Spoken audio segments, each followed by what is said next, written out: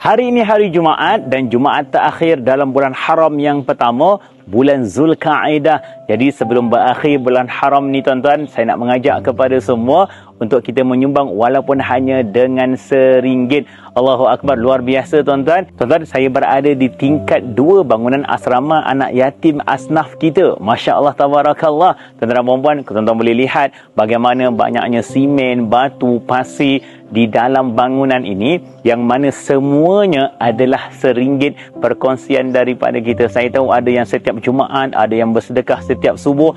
Saya nak ucapkan terima kasih. Tak lama lagi bangunan ini akan mengukir senyuman buat anak-anak yatim dan juga asnaf. Laju ke tak laju ni tuan-tuan? Mesti laju kan, sebab semua orang tahu bagaimana saya update pembangunan ini dari masa ke semasa.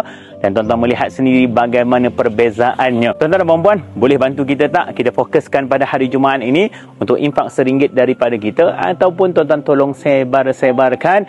Man dalla 'alal khair kafa'ili.